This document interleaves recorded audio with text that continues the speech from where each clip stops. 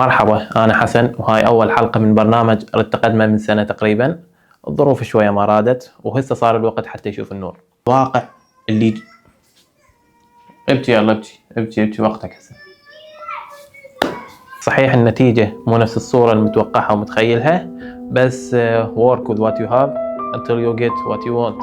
أول حلقات هذا البرنامج راح نحكي بيها عن مالئ الدنيا وشاغلها الدكتور علي الورد، الشخصية اللي صديقك المتدين اللي عنده كل شيء حرام دائما يهاجمها ويشوفها خطر على المجتمع، بينما صديقك اللي يدعي الثقافة ويحتسي القهوة بالمتنبي يشوفها شخصية متنورة ودائما ينشر لها اقتباسات بالستوري. هاي الآراء المضاربة اللي واحد يرفع والثاني يكبس مو بس عند أصدقائنا نلقاها، لا، لأن بصراحة ذول اثنينهم ما قارين كتب علي الورد ولا فاهمينه أصلا. الأول سمع بيه كافر وزنديق وملحد وهاجمه، والثاني سمع بيه شخصية مثقفة فمجده. إنما نلقاها بشكل أوسع فريقين يمثلون الآراء حول علي الوردي. الفريق الأول اللي نلقاه يتكون من رجال دين ومتدينين وكتاب ومثقفين. هذا الفريق بقيادة الفيلسوف الفذ الإجهيد حيدر جواد يشوف علي الورد مو عالم، إنما قهوجي يحب يسولف، وهو أساسا مجرد أداة للاستعمار الغربي وهدفه غرس الدونية بالمجتمع، وكافر وزنديق وكاذب وخبيث. الله الله الله، هدي شوي. جزء من هذا الفريق بعد ما شافوه ينتقد الظواهر السلبية بالمذهب الشيعي قالوا عنه صار سني. السنة من قرأوا كتبه وشافوه ينتقد فكرة السلف الصالح قالوا لا، هذا شيعي وما نحتب عليه أصلا. الملاحدة شافوه ينتقد الإسلام سنة وشيعة قالوا خلاص هذا بنه. بس من قرأوا كتبه وشافوه يعتبر النبي محمد أعظم شخصية عرف التاريخ ويدافعوا بشراسة عن الدين اتبروا منه وقالوا هذا مو من يمه. رجال الدين ورا ما شافوه شكاك وما يحب اليقين المطلق وينتقدهم ويعتبرهم سبب من أسباب فشل المجتمع قالوا له سالمين ترك روض ذلاين وهم تبروا منه. الأكاديميين ورا ما شافوه يكتب بأسلوب بسيط تفهم الناس البسيطة قالوا هذا مو مستوانا وتبروا منه ومن أسلوبه. ومثل ما جاي تشوف كل مجموعة تتبرى منه وتشمر على المجموعة الثانية، بس بالمقابل اكو فريق ثاني عنده قراءة مختلفة تمام. هذا الفريق متكون من مستشرقين وعلماء اجتماع وفلاسفة ومثقفين ومتدينين بل وحتى رجال دين. اسمع مثلا المستشرق الفرنسي جاك بيرك شو يقول عنه، انه كاتب يحلق الى العالمية باسلوبه الذي يضرب على الاوتار الحساسة، انه يشبه فولتير. وفولتير بكل اختصار هو فيلسوف فلسفته قائمة على السخرية من الواقع. بينما مونتاي اللي هو مستشرق ثاني يقول عنه أنه جريء في طرحه للمشاكل. علينا أن نحيي هذه الشجاعة في تعرية الأوهام. سلامة موسى واحد من أشهر الكتاب العرب وأستاذ نجيب محفوظ بل وحتى علي الوردي في فترة شبابه كان متأثر به، يعبر عن علي الوردي ويقول أنه كاتب من الطراز الفريد. بينما مدني صالح اللي هو أستاذ الفلسفة بجامعة بغداد يقول عنه أنه عنترة جامعة بغداد الذي يحضر عند الإبداع ويغيب عند المغانم. دكتور علم الاجتماع إبراهيم الحيدري يشوف علي الوردي أنه علم من أعلام الفكر الاجتماعي ورائد التنوير بالعراق. أستاذنا وحبيبنا أحمد الفارابي يقول لا يوجد عراقي يسمي نفسه مثقف وما يمر بسكة علي الوردي. الفقيه ورجل الدين عيسى الخاقاني يشبه علي الوردي بسقراط ويقول أنه اثنيناتهم عاشوا في أمة جهلت قدرهم، ويبدو يعني انه هاي العائله كانت تحب علي الورد. يكفي انه اقول لك محمد بن عيسى الخاقاني اللي حكينا عنه قبل شويه هو اللي طالب ملك الاردن بالتكفل بعلاج علي الوردي، وبعد 17 سنه من وفاه علي الوردي يالف كتاب كامل حول سيره علي الوردي وحياته، ويعتبر العشر السنين اللي عاشهم ويا علي الوردي هي 100 سنه، لان سنه واحده ويا علي الوردي تعادل 10 سنين. وبعد ما سمعنا الفريقين وشفنا الاراء ايش قد متباينه يمكن طفوله علي الوردي راح تخلينا نفهم سبب هذا الاختلاف. فخلينا نعوف الدكتور علي الوردي ونحكي عن الطفل علي الوردي.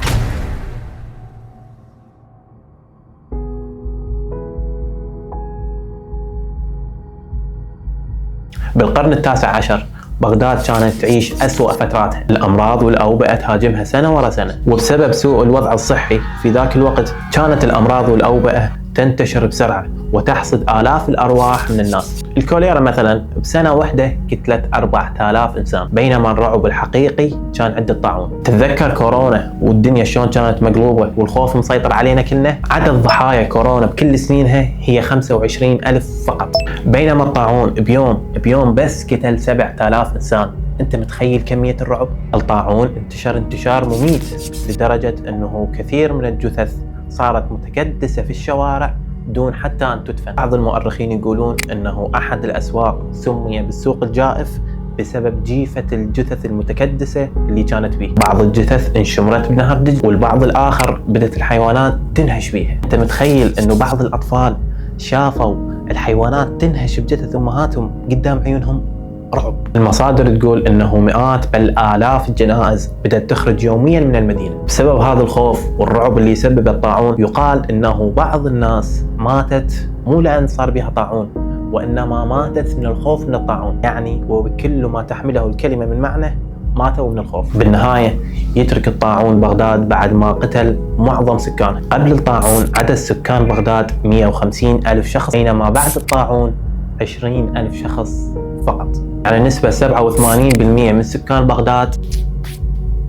بين هاي الضحايا هي عائلة تسكن في منطقة الكاظمية، وبسبب هاي الأمراض والأوبئة راح تفقد كل أطفالها، ويبقى من العائلة الأب والأم فقط. بعد سنين وبعام 1913 يولد لهذه العائلة طفل راح يسمى فيما بعد بعلي الوردي. بس هذا الطفل كان مختلف، أولا لأنه راح يكمل عمره وما يموت، وثانيا لأن كان شغوف بالقراءة ومهووس بالمعرفة من هو وطفل. بس حب هذا الطفل للقراءة والمعرفة راح يتصادم مع عائلة تقليدية. الأب بعد ما فقد كل أولاده كان يتأمل إنه يجي طفل يكون سند وعون له من يكبر. هذا الأب ما كان يحب المدرسة ويشوفها مضيعة للوقت، لذلك رسم طريق لهذا الطفل وراده يمشي به، الطريق التقليدي اللي كلنا نعرفه. بصغرك تتعلم مهنة والدك، بعدها تلزم الدكان ومكانه، تفتح الصبح تعزل بالليل، تصير شاب، تتزوج، تجيب 7 جهاد، وبالثمانينات من عمرك تودع، وكان الله يحب المحسنين. أما الأم فكانت هي الأخرى معجبة بعطار من أقاربهم، فرادت هذا الطفل إنه يدخل مجال العطارة ويصير بالنهاية شيخ العطارين.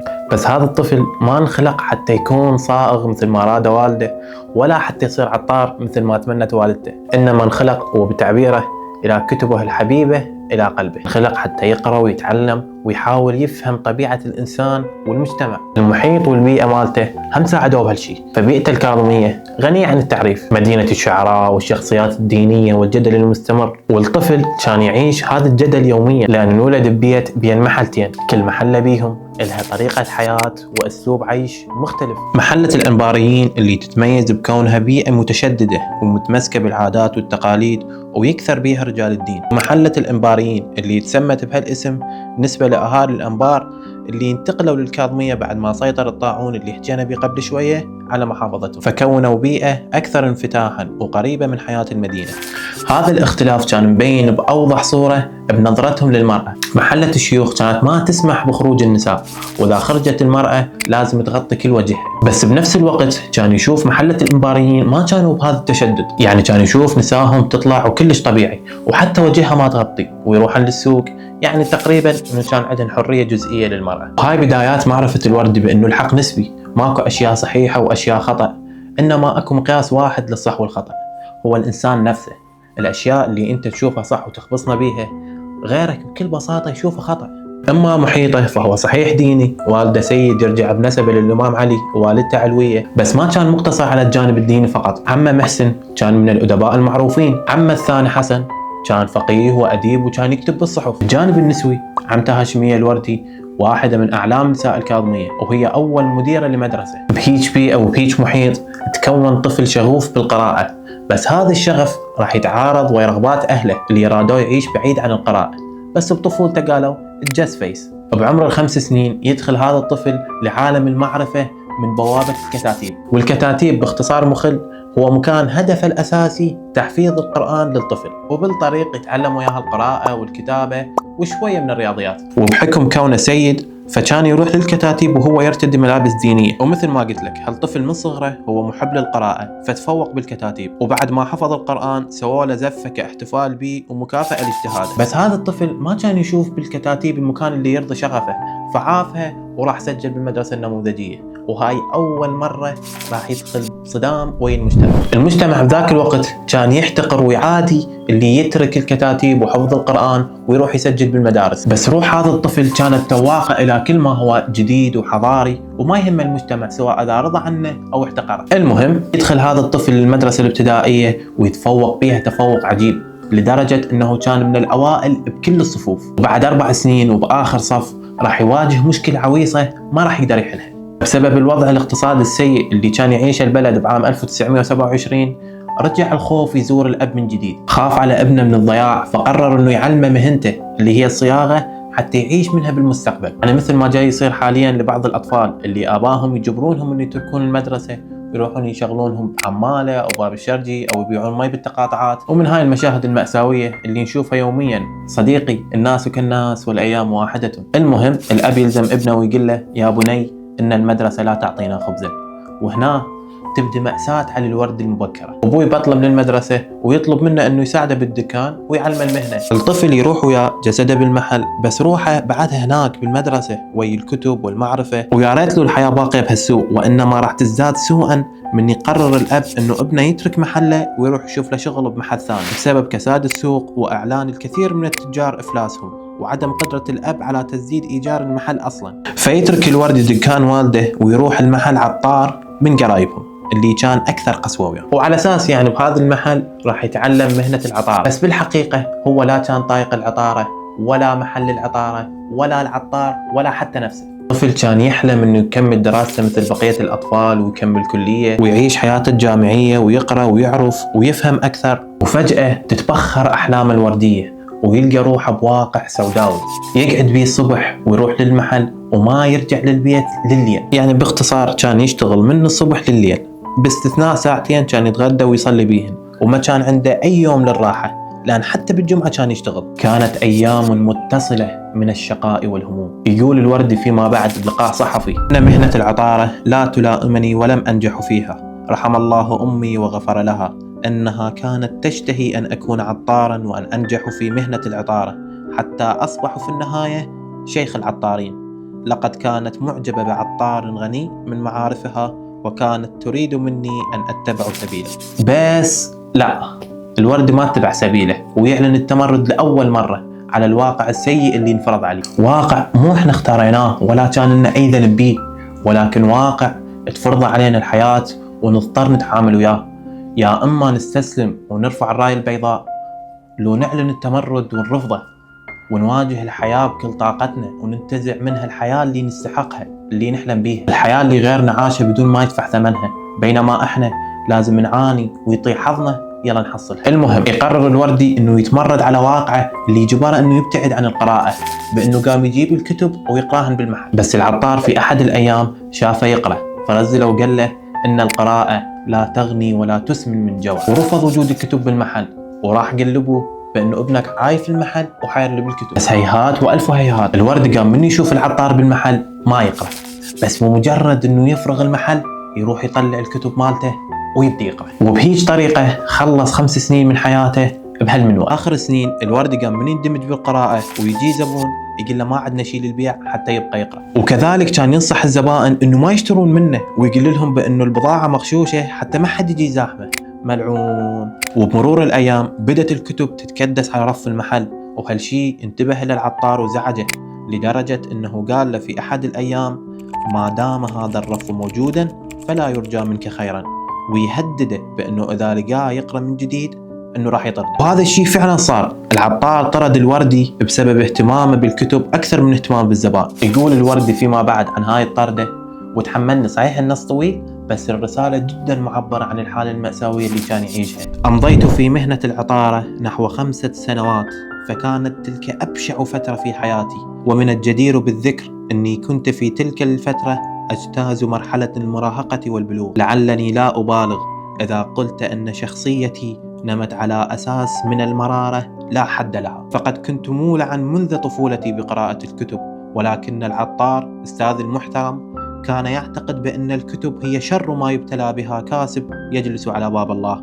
فالكتب في نظره لا تعطي خبزا ولا تشبع جائعا. إنه كان يريد مني أن أنتصب في جلستي متيقظا أتصيد المشترين وأقابلهم بترحاب ووجه بشوش، بينما كنت في قرارة نفسي أكره المشترين، أو لا يكاد أن يقبل أحدهم على الدكان حتى أتمتم باللعنة عليه وعلى أستاذي معه. وكنت أنتهز فرصة غياب أستاذي عن الدكان لأنهمك في مطالعة الكتب، ولا أبالي آنذاك بمن يأتيني أو يذهب عني من المشترين. وكانت العاقبة طردني الأستاذ من دكانه شر طردة، وأحمد الله على هذه الطردة، قد استطعت بها أن أتفرغ إلى كتب الحبيبة إلى قلبي. إني لو بقيت عطارا لكنت الآن في دار المجانين والعياذ بالله.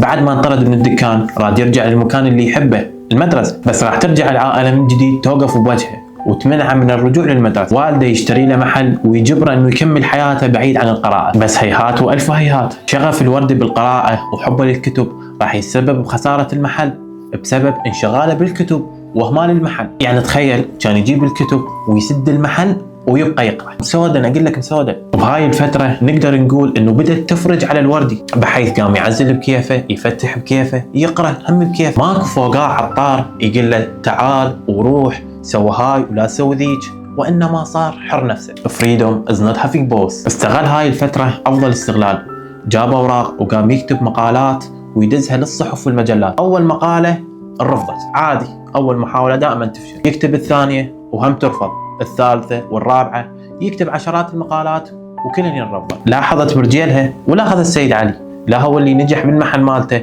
ولا مقالات انتشرت. بس اخيرا يجي الفرج بعام 1930، احدى الصحف تقبل وحده من مقالاته وتقرر تنشرها. فقامت الدنيا ولم تقعد عند الوردي، وقام يفتخر بهالشيء وين ما يروح. مرت الايام هيج ما بين قراءه وكتابه، وبسبب السنين اللي خلصها بالعمل فات قطار الدراسه، لدرجه انه صار عمره غير مقبول بالمدارس. ولكن تبتسم الاقدار اخيرا. اخيرا ضحكت يا دنيا. ضحك الدنيا للوردي بعام 1931 من يعرف انه اكو افتتاح لمدرسه مسائيه تقبل عمره. واول ما سمع بهالخبر راح مباشره للمدرسه وسجل بيها بدون حتى ما يقول للوالده، لان يدري انه والده مجرد انه ما يعرف راح يعارض. فعلا هذا صار. ابوه اعترض عليه وقال له احنا بياحه، انت ما جاي تشوف وضعنا؟ احير بالعيشه، احير بوالدتك، احير بنفسي، احير بيك. فقال له لا تحير بي، انا مجمع كم فلس راح ادبر روحي بيه. هنا بهاي السنه ينقبل كطالب مساء ويترك الورد العطاره والى الابد. يعيش الورد وعلى حد تعبيره اسعد وقت مر بيه طوال حياته. يا سلام. يسمي الوردي هاي الفتره من حياته بفتره التحدي، لان من جهه كان لازم يتحدى والده اللي كان يتوقع ويتمنى انه ابنه يفشل بالمدرسه ويرجع للدكان، ومن جهه ثانيه كان لازم يتحدى نفسه لان كان يعاني من ضعف بصر وتلف نسبي بوحده من عيونه. بس بالنسبه للوردي الشخص اللي عنده ولع بالكتب وشغف مجنون بالقراءه منذ الطفوله، هذا التحدي راح يكون ايزي بيزي ليمون سكويزي. كانت نتيجه هذا التحدي هو تميز الوردي عن بقيه الطلاب، ويتوج هذا التميز بالنهايه باعلان الوردي الاول على الصف. وبسبب هالتفوق ينتقل من الدراسة المسائية إلى متوسطة الكرخ. بسنة 1932 يدخل الوردي للمدرسة النموذجية، وهنا يدخل الأفندي علي ويغادر سيد علي. بعد ما كان لابس العمامة والعباية والدشداشة، يقرر الوردي بهاي السنة إنه يترك هالزي الديني ويرتدي زي الأفندية، بنطلون وسترة وسدارة. جاي يسوي؟ لا والله صدق جاي يسوي. يعني بنص بيئة دينية ومحيط متشدد وتخطو هالخطوة، شنو هالتمرد هذا؟ لا حول الله. ومثل ما تعرف المفروض تعرف يعني انه ثمن التمرد غالي. من يتمرد الفرد على السائد بالمجتمع من عادات وتقاليد، المجتمع راح يكنسله، فيحتقرونه ويسخرون منه وما يخلون احد يتقرب منه. واللي صار علي الورد تعرض للكنسله من المجتمع قبل ما تصير الكانسل كالتشر اصلا. صار من يمشي بالاسواق بملابس الجديده المجتمع قام يباوع له باستغراب واحتقار وكانما مسوي جريمه. وباحد الايام احدى العجائز تشوفه فتقول عنه انظروا لمن باع دينه بالدنيا. الله شويه هدي يا حجي. فقال يابا انا شل بهالدوخه، خلعوه في الطرق الرئيسيه وامشي من خلال الازقه اللي تقل بها الناس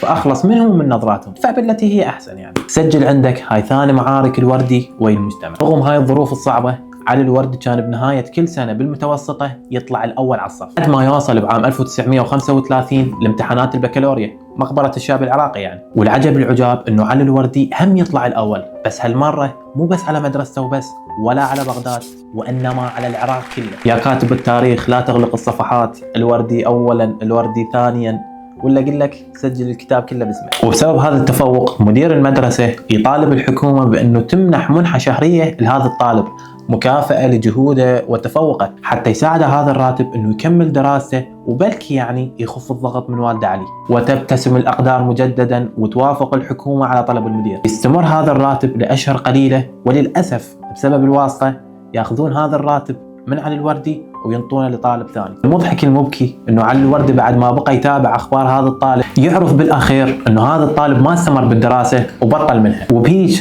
ضيع المنحه على نفسه وعلى علي الوردي. وهاي ثاني محطات الظلم اللي يتعرض لها الوردي بعد حادثه البندقيه. عام 1937 يتخرج الوردي من الاعداديه وياخذ شهادته ويروح يقدم حتى يتعين كمعلم بإحدى المدارس. وعلى ما يبدو يعني أنه في ذاك الوقت حتى تتعين بمدرسة قريبة من بيتكم كان لازم تستخدم الواسطة. بس علي الوردي يرفض استخدام الواسطة، وإذا الكل كان يسوي الخطأ فهذا مو مبرر إلي أني حتى أسوي الخطأ نفسه، ولذلك رفض استخدام الواسطة. ترفض استخدام الواسطة مو ذكلها وتضرب الحياة من جديد. ينقبل الوردي مو بمدرسة بعيدة عن منطقتهم وبس، وإنما ينقبل بمحافظة غير محافظته أصلا. هو يسكن ببغداد وانقبل بمحافظة ذي قار بالشطرة. يسافر الوردي من بغداد للناصرية بالسيارات، وبالناصرية يركب البغال والحمير حتى يوصل للمدرسة. ومن يوصل للمدرسة راح ينصدم صدمة العمر. يلقى المدرسة اللي تعين بيها عبارة عن مدرسة من طين، والطلاب اللي بيها يدرسون بالقاع. أوه شيت، ضربتين على الراس توجع. عاش الوردي المعاناة الحقيقية في مدينة الشطرة، لأن بعد ما عاش في المجتمع المدني مثل ما هو كان يريد، رجع للمجتمع العشائري اللي هو ما يحبه. وأصلا هذا المجتمع ما تقرب منه بل قاطعه. بنفس الوقت ما كان يقدر يرجع لبغداد، لأن أولا راح يخسر وظيفته، وثانيا والده راح يرجع يشمت بيه. مو قلت لك عوف المدرسة، مو قلت لك عوف الوظيفة، قلت لك لو ما قلت لك. اضطر انه يتحمل معاناته لمدة سنة بالتمام والكمال، وبعد ما تخلص السنة بألف يا علي رجع مباشرة لبغداد يدور على واسطة. ما اريد واسطة وما اريد دمشق يا معود. المهم بعام 1938 راح يلقى الواسطة وينقل لمدرسة الشادشية. بعدها راح ينقل للمدرسة المركزية ببغداد، وهاي انتقالة كبيرة بحياة علي الوردي، لأن من خلالها راح يتعرف على المجتمع البغدادي ويبدأ اسمه ينعرف بالأوساط الثقافية، وكذلك راح يحضر بالمجالس الأدبية بمنطقة الكاظمية بصفته كأستاذ. هاي السنوات راح تبدأ تتكون شخصية علي الوردي اللي كلنا نعرفها، مدري مو كلنا والله ما أعرف. وتتوالى هدايا الحياة من تعلن وزارة المعارف بعام 1939 أنه توجد بعثات إلى بيروت للي يحب يقدم. فيقدم الوردي ويفوز بوحدة من المقاعد المخصصة لدراسة التجارة والاقتصاد. هسه راح تقول لي هو مو درس علم اجتماع، الجامعة التجارة والاقتصاد. راح اقول لك لا تستعجل على رزقك، اصبر شوية. المهم ما حصل مقعد راح ترجع العائلة توقف بوجهه من جديد. والده راح يحترض على سفره خارج العراق والسفر نحو بيروت، لأن الوردي كان رايح لباريس الشرق، بيروت المعروفة بالانفتاح والنساء الجميلة، والوردي بذاك الوقت كان شاب أعزب. هسه راح تقول لي يعني شنو الربط؟ راح اقول لك انت لو غشيم لو غشيم، يعني جاي يقول لك نساء جميلة وشاب أعزب وتقول لي شنو الربط؟ المهم قال لي انا عندي حل لك، قبل ما تسافر لازم تتزوج بنت عمك. اللهم احرمنا من هيك حلو. ينزل الورد لرغبة والده ويقول له ما يخالف، انا راح اتزوج مثل ما تريد بس بعد ما اكمل دراستي وارجع من بيروت. وفعلا يوافق الاب ويسافر الورد لوطن النجوم ويبدي يدرس بالجامعة الأمريكية في بيروت. يوصل الورد لبيروت وعكس ما كان متوقع والده انه يخلصها نسوان وسهر وهالسوالف، نلقاه يخلص دراسته بتفوق مبهر، يتخرج من الجامعة بمرتبة الشرف والأول على دورته. بعام 1943 يتخرج الوردي من جامعته ويرجع للعراق مرة ثانية. بعد ما يرجع للعراق صار مجبر أنه ينفذ طلب والده بأنه يتزوج زواج تقليدي، وفعلا والدته تختار زوجته اللي هي بنت عمه بدون ما تأخذ رأيه ولا يتعرف عليها أصلا. انغلبتوا بهاي أول. بالأربعينات ينتشر مرض الرمد الصديدي بالكاظمية، وهو مرض إذا أصاب عيون إنسان يطفي نورهن للأبد. وللأسف الوردي أصاب بهالمرض فطفى وحدة من عيونه، ويضطر الوردي إنه يكمل حياته بعين وحدة فقط. أنت متخيل كل هاي الكتب والمقالات والنتاج الفكري كان نتيجة لعين وحدة فقط؟ يعني لو مكمل حياته بعيون اثنينهن شنو كان ممكن راح يسوي؟ المهم يتعين الوردي كمدرس لمادة الاقتصاد، وبعدها وبتعبير محمد عيسى الخاقاني الوردي يصادف قدره فيحترف. وزارة المعارف تضيف مادة دراسية جديدة اسمها أحوال العراق الاجتماعية، وتقول للوردي بأنه أنت اللي راح تدرس هاي المادة. بس الوردي يرفض تدريس، خصوصا وأنه هاي المادة مو من اختصاصه. بس أسمعت لو ناديت حيا ولكن لا حياة لمن تنادي. فالوزارة تقول له تدرس المادة لو نرجعك للشطرة. عم ندرسها. وبصعوبة يقبل الوردي تدريس هاي المادة، ويقول فيما بعد أن القدر يطرق الباب ويلح عليك، وربما خالفته وأضعت الفرصة، ولكن في النهاية هو قدرك.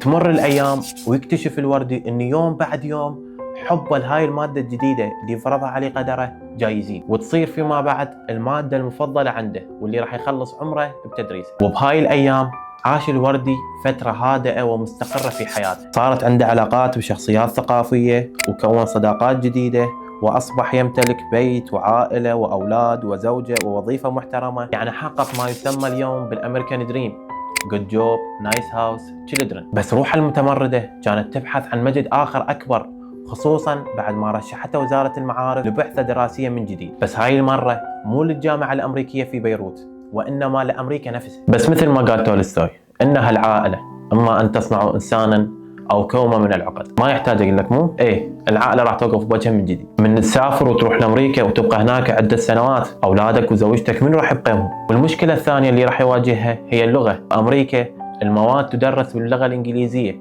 اللي هو ضعيف بها، وبقدرة قادر يقنع الورد والده بأنه يبقي زوجته وأبنائه يمه طول مدة السفر، وبنفس الوقت يروح لمدرسة اللغات حتى يطور لغته الإنجليزية، وبعدها يلم غراضه ويسافر لأمريكا بطيارة الجامبو. وهاي قفزة هائلة بحياة علي الوردي، يعني من الشطر ومدارس الطين إلى تكساس. هاي الانتقالة راح تخليه يوصف حياته فيما بعد بأنه هي رحلة من ظهور الحمير إلى الجامبو. لأن إذا تتذكر احنا قلنا من راح للشطرة ما لقى حتى سيارات يتنقل بيها، وإنما صعد على ظهور الحمير حتى يوصل للمدرسة. المهم يوصل لأمريكا وينبهر بالتطور اللي هناك. بكل غرفة راح يلقى تلفزيون وراديو ومايكروويف ومغاسل بيها مي حار وبارد، ورسالة يكتبها الوردي لابن عمه يوصف له بيها التطور اللي لقاه بأمريكا، فيقول: أنت لا تمشي بالشارع ولكن الشارع من يمشي بك. بس بنفس الوقت أنت من كنت بالعراق أنت محتاج إلى جهد عالي حتى تتفوق، بس بأمريكا أنت محتاج إلى جهد خرافي حتى تقارن كبار علماء الاجتماع بالعالم، وخصوصا أنه أنت تدرس ماجستير مو بكالوريوس. بس مع ذلك تفوق الوردي بدراسته ويحصل بعام 1948 شهادة الماجستير، وبسبب تفوقه بالدراسة الجامعة قالت له: أول شيء مبارك نجاحك، وثانيا ارتاح بالعطلة، وكمكافأة لجهدك احنا انطيناك فرصة تكمل دكتوراه إذا تحب. الوردي استغل الفرصة ووافق على هذا الاقتراح، بس الغريب انه بالعطلة ما رجع للبيت بسبب خوفه من والده، واذا رجع مستحيل راح يخليه يكمل دكتوراه، فبقى يتعلم ويطور لغته الإنجليزية هناك. وبعد العطلة رجع للدراسة وقام يحضر للدكتوراه، وكانت رسالة الدكتوراه مالته حول ابن خلدون. بعام 1950 ما يحصل الوردي على شهادة الدكتوراه وبس، وإنما راح يحصل على وسام التفوق في الولاية، وهو وسام ما يمنح إلا للشخصيات اللي تقدم إنجاز علمي مرموق من الباحثين. إما الجامعة راح تقول عن أطروحته هي إضافة حقيقية لعلم الاجتماع. بعد ما يرجع للعراق يتعين بكلية الملكة عالية للبنات، وحتى هنا هم ما خلص من والده، فقام يستهزئ بيه ويقول له: يعني بعد كل هذا السفر والدراسة والتعب وبالأخير تتعين أستاذ الكلية مال البنات؟ ضيعت عمرك، ولو باقي عطار هم أحسن لك. بس بعد 4 سنوات هو وعبد الجليل طاهر راح يأسسون قسم علم الاجتماع بجامعة بغداد ويتعين به، ورغم أنه الكلية ما كانت تحكي بغير الوردي، هذا الدكتور اللي جاي من أمريكا وقالب الدنيا بالكتب مالته. رغم هذا علاقة علي الوردي بطلابه كانت ودية جدا. يقول الدكتور إبراهيم الحيدري إن أستاذي علي الوردي لم يكن أستاذا تقليديا، ولكن كان في علاقته مع الطلاب زميلا وصديقا معه. بعام 1970 علي الوردي يحيل نفسه إلى التقاعد، وجامعة بغداد كمكافأة لجهوده تمنح لقب أستاذ متمرد، هو أول لقب علمي يمنح لأستاذ بالعراق. وبهيج انتهت رحلة علي الوردي الدراسية داخل الجامعة، بس نشاطه العلمي ما توقف، لأن بعدها دعته جامعة بولندية حتى يلقي محاضرات اجتماعية هناك. وهاي مو أول مرة يسافر ويحاضر برا العراق، سجل عندك سويسرا، بولندا، تركيا، الصين، مصر، إيران، لبنان وسوريا. كل هاي الدول استضافت علي الوردي حتى ينطي محاضرات علمية هناك. وأيضا بعد ما ترك جامعة بغداد بدأ يحضر ما يسمى بالمجالس البغدادية، اللي يجتمع بها شخصيات ثقافية ويختارون موضوع معين ويبدون يتناظرون بهم. الأستاذ سلام الشماع ألف كتاب كامل يذكر به المداخلات والمعارك الفكرية لعلي الوردي بالمجالس الأدبية. وهنا نقف موقف الشاكرين للراحل الأستاذ سلام الشماع، لأن أثر السيرة الوردية وساعدنا بالتعرف أكثر على علي الوردي. وبصراحة سلام الشماع هو الصديق اللي نتمناه كلنا لأنفسنا. يعني تخيل بعد وفاتك صديقك يكتب عنك 5 كتب، لا تتخيل، لأن ما حد راح يكتب عنك. الدكتور حميد سعيد يقول: صحيح أنه سلام الشماع كان محظوظ بمرافقة الوردي وصداقته، بس الوردي كذلك محظوظ، لأن لولا سلام الشماع لضاع الكثير من فكره وسيرته. رحمة الله على روحك. إلنا ولكل شخص يحب الوردي سويت فضل كلش كبير. وعودا إلى بدء بين محاضرة ومجلس فكري وقراءة وكتابة وسجال، تمر أيام الوردي ويبدأ فصل الختام. يقول الدكتور قاسم حسين صالح أنه بآخر أيام علي الوردي وعلى فراش الموت سألني سؤال: تعرف شنو يعوزني هسه؟ يعوزني ايمان العجائز. شايف الميمزات مال جحيم الوعي ونعيم الجهل؟ هو هذا جحيم الوعي حرفيا. المتنبي بيت شعري يوصف هاي الحاله اللي كان يمر بها علي الوردي قبل ما يموت. يقول المتنبي: ذو العقل يشقى بالنعيم بعقله، واخو الجهاله في الشقاوه ينعم. واخر ايامه رجع الوردي يعيش ايام صعبه وحزينه تشابه كثيرا الايام اللي بدا بها حياته. انمنع من السفر خارج البلد، وانجبر انه يعتزل الكتابه حتى لا يسجن او يقتل او يعدم، ويقال انه حتى كتبه انمنعت من البيع والشراء. اما جامعه بغداد فهم تذكرته، بس مو على مود تسوي له تمثال كمكافاه لجهده ولا النتاج الفكري، لا، وانما حتى تسحب اللقب العلمي اللي منحته له. وبهذا الصدد يكتب الورد رساله تعبر عن حزنه وكبريائه حتى في اخر ايامه. سيدي رئيس الجامعه، انا لا يهمني ان اكون استاذا متمرسا او متقاعدا، فلا فرق بينهما في نظر من هو مثلي يعيش في ايامه الاخيره، ولكن الذي يهمني هو ان اعرف الحقيقه، فاني قد كتبت على غلاف كتبي باني استاذ متمرس، فالرجاء منك تبيان الحقيقه لي لكي أعلن ذلك للقراء